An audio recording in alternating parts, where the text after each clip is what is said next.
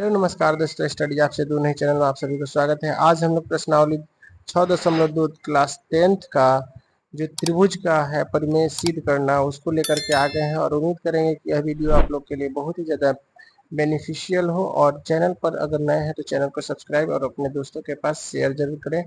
Video को सबसे पहले अंत तक देखिए, उसके बाद से सब्सक्राइब कीजिए या नहीं कीजिए कोई फर्क नहीं पड़ता है। सबसे पहले देखिए, इससे आप बेनिफिट लेने का प्रयास करिए। प्रश्न संख्या 7 हमारा अगर परिमेय 6.1 का प्रयोग करते हुए सिद्ध करना है कि त्रिभुज का जो मध्य बिंदु है, यानी एक त्रिभुज के मध्य बिंदु से होकर दूसरी भुजा के समानांतर खींची गई रेखा त्रिभुज को समद्विभाजित करती है। यानी यह 9th क्लास में ऑलरेडी इसको पढ़ाया जा चुका है, ठीक ना। इसमें सबसे पहले कह रहा है, तो इस प्रश्न को आप दोबारा देख लीजिए और उसके बाद से यहाँ पे देखिए, कह रहा है कि एक त्रिभुज है। क्या है? तो एक त्रिभुज है। हम सबसे पहले एक त्रिभुज को बनाएंगे और त्रिभुज बनाने के बाद कह रहा है इसमें कि सिद्ध करना है हमको कि एक त्रिभुज की एक भुजा के मध्य, मान के चलिए कि ये त्रिभुज ए बी सी इसका नाम दे दी है, और एक भुजा के मध्य यानी बीच में हम एक पॉइंट लेते हैं। एक त्रिभुज के मध्य मध्य बिंदु से होकर, यानी मध्य बिंदु से होकर के, अब कोई बिंदु यहाँ पे मान के चलिए पी लेते हैं, हो करके क्या होती है, दूसरी भुजा के समानांतर, यानी दूसरी भुजा जो है इसके समानांतर खींची जाती है। तो खींची जाती है तो ये जो रेखा होगी भुजा को समद्विभाजित करेगी, यानी ये आपका ऑलरेडी मध्य में है तो ये अनुपातिक है। तो हमको सिद्ध करना है कि अगर इसका नाम दे देते हैं एन, तो ये पी एन बराबर क्या होगा, सी एन के। ऑलरेडी आपका ए पी बट्टा बी पी दिया हुआ है, तो आप यहाँ पे नाम कुछ भी रख सकते हैं, उससे कोई मतलब नहीं है, ठीक ना। सबसे पहले इसको सॉल्व करने से पहले हम लोग यहाँ पे करेंगे क्या, लिखेंगे सॉल्यूशन में, क्या लिखेंगे, हल में लिखेंगे कि दिया है। तो दिया क्या है, तो दिया यही है कि त्रिभुज एबीसी है। दिया है कि ए बी सी एक त्रिभुज है। एबीसी क्या है, एक त्रिभुज है जिसमें आपका बिंदु दिया है क्या, जिसमें पी क्या है, पी ए बी का मध्य क्या है, तो मध्य बिंदु है, ठीक ना, मध्य बिंदु है। आप बताइए, जब मध्य बिंदु है अगर ये इसके बीच में है तो जाहिर सी बात है कि आपका क्या होगा कि इसीलिए क्या होगा, एपी जो होगा किसके बराबर होगा, तो बीपी के बराबर होगा कि नहीं। एपी जो होगा बीपी के बराबर होगा। जब ये कह रहा है कि ऑलरेडी ए बी के मध्य बिंदु पी है, तो मध्य मतलब इसको आधा आधा में बांटेगा, तो ये दोनों आधा आधा आपस में क्या होंगे, तो बराबर होंगे। और जब बराबर होंगे तो जाहिर सी बात है, अच्छी बात है। और उसके बाद से हमको सीध यही करना है कि ये जो होगा इसके बराबर होगा, यानी ए एन जो होगा एन सी के बराबर होगा। ये हमको सिद्ध करना है। तो हम यहाँ पे आराम से लिखेंगे कि सिद्ध करना है, क्या करना है जी, सिद्ध करना है, सिद्ध करना है कि क्या करना है सिद्ध में हमें, कि यही करना है कि ए एन जो होगा किसके बराबर होगा, एन सी के बराबर होगा। ए एन बराबर एन सी, यानी यही हमको प्रूफ करके दिखाना है, ठीक ना। तो चलिए हम लोग देखते हैं। चूंकि त्रिभुज हमारा क्या दिया है, त्रिभुज दिया है हमारा ए बी सी। त्रिभुज ए बी सी में, त्रिभुज ए बी सी में आपका क्या दिया है, तो दिया है हमारा जो पी एन समांतर है, यानी क्या है पी एन, ये आपका हम पी एन क्या कर सकते हैं, पी एन समांतर यहाँ पे दिया है, पी एन समांतर किसके, बीसी के, पी एन समांतर बीसी है, ये त्रिभुज में दिया है, ठीक ना। तो आपको पता होना चाहिए थेल्स परिमेय से क्या होता है, एक फॉर्मूला आप लोग पढ़े होंगे। जब भी कोई भुजा त्रिभुज के एक भुजा के समांतर खींची गई रेखा अगर त्रिभुज के अन्य भुजाओं को अन्य भुजा पर समांतर होती है तो अनुपातिक विभाजित करती है। इसका मतलब बात ये हुआ, आप स्पष्ट कह सकते हैं कि ये अनुपात इसके बराबर और ये अनुपात इसके अनुपात के बराबर होगा।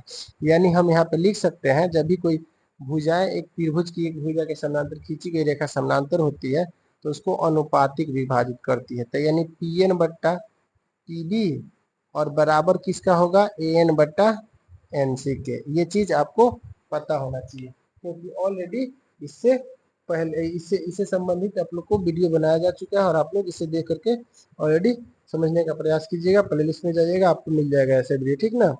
तो उसके बाद से आप बताइए, हम ऑलरेडी यहाँ पे पीएन के बदले यानी पीएन के जगह एन या एपी के जगह पीएन पीवी लिख सकते हैं कि नहीं? क्योंकि ये दोनों बराबर है तो दोनों के बदले एक ही चीज लिख देंगे तो और अच्छा हो जाएगा, ठीक ना। वो हमारा जो सिद्ध करना है वो आसान हो जाएगा। इसीलिए हम आप बताइए, यहाँ पे जब एपी है तो एपी के बदले बीपी यानी दोनों के बदले कोई एक ही नाम लिख देते हैं, जिससे हमको बनाने में कोई दिक्कत नहीं। यानी यहाँ पे एपी जो है पीवी के बराबर है तो एपी भी लिख देते हैं, कोई दिक्कत नहीं है।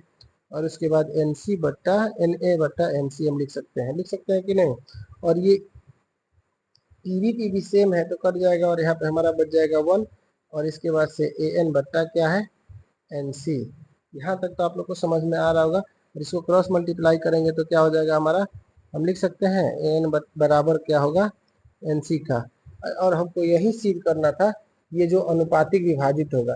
आप बताइए, जब भुजाएं अनुपातिक होंगी तो जाहिर सी बात है कि हम यहाँ पे कह सकते हैं कि नहीं, जब भुजा आपस में बराबर है तो यह इसको क्या कर सकती है, यानी यहाँ पे जो एन है यह इसके, अगर ये अनुपातिक यानी दोनों बराबर है, हम कह सकते हैं थेल्स प्रमेय के अनुसार से जब बराबर है तो यह लिख सकते हैं यहाँ पे डायरेक्ट। अतः इसलिए जब अनुपातिक नहीं होता तो बराबर नहीं होता, जब बराबर हो गया तो हम कह सकते हैं अतः अतः जो n है AC का n बिंदु n AC के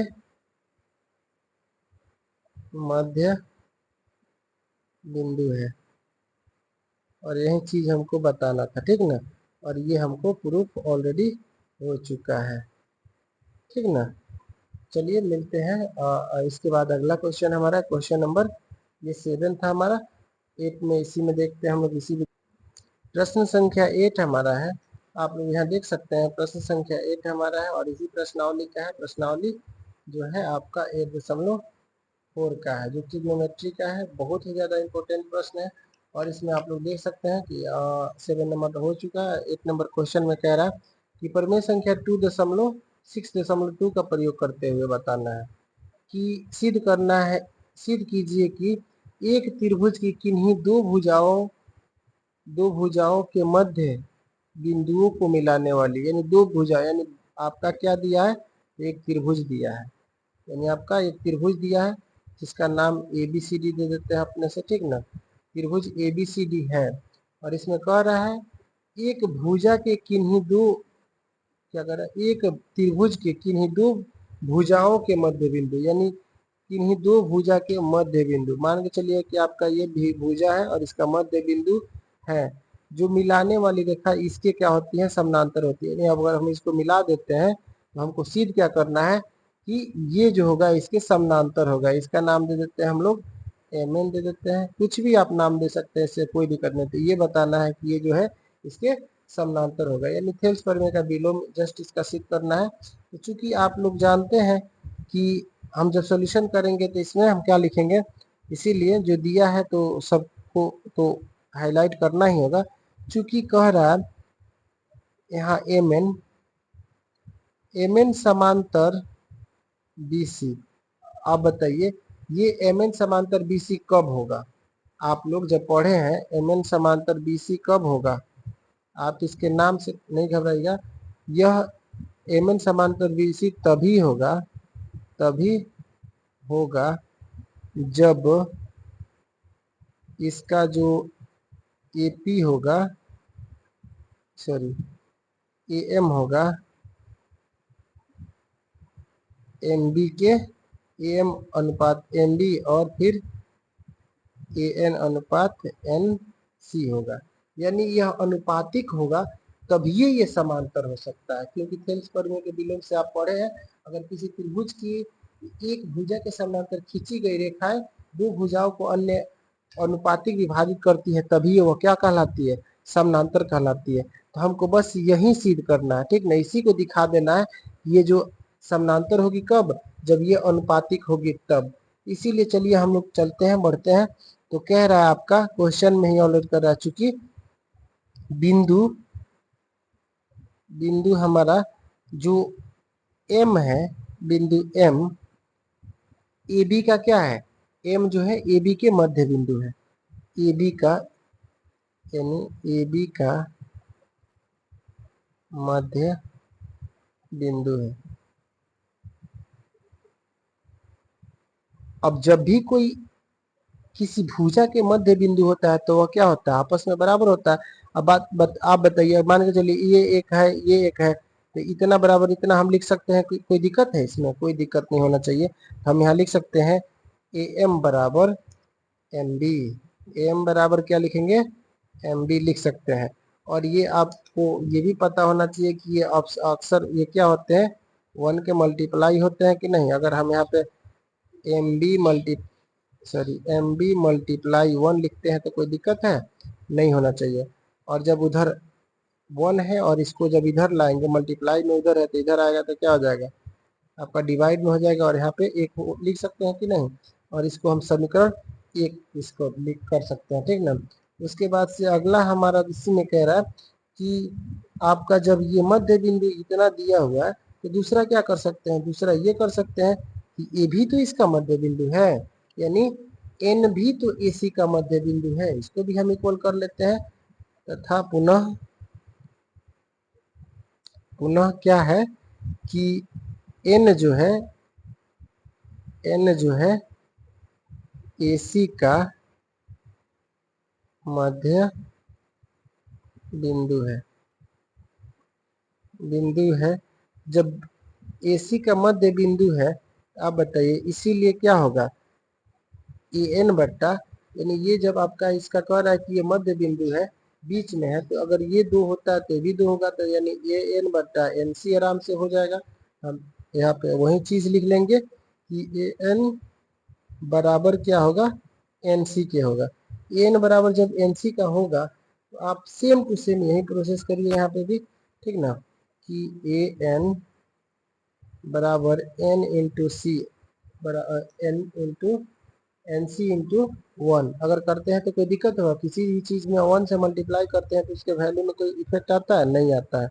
और इसी को हम क्या ऐसे करके लिख लेंगे, AN जब इधर मल्टीप्लाई में है तो इधर आएगा तो क्या हो जाएगा, डिवाइड में हो जाएगा, और बराबर में इधर 2 हो गया। तो अब देखिए, अब समीकरण 1 और 2 से हम इसको करते हैं तुलना, यानी इसीलिए समीकरण 1 और 2 से तुलना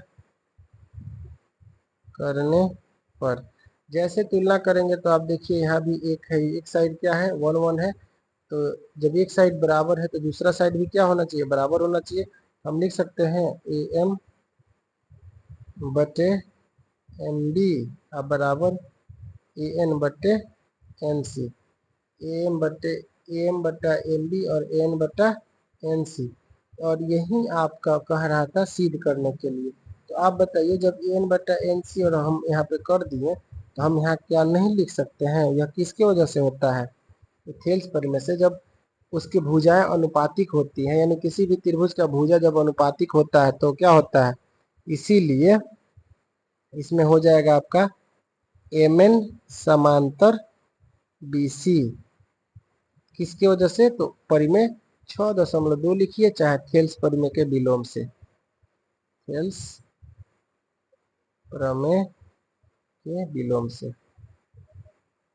यानी थेल्स परिमेय का उल्टा से ये पता चलता है कि अगर कोई त्रिभुज की भुजाएं अनुपातिक है तो क्या होती है, समानांतर होती हैं। चलिए मिलते हैं नेक्स्ट वीडियो में, उम्मीद करते हैं कि वीडियो पसंद आया होगा। अगर पसंद आया तो अपने दोस्तों के पास जरूर शेयर करें। मिलते हैं वीडियो में। जय हिंद, जय भारत।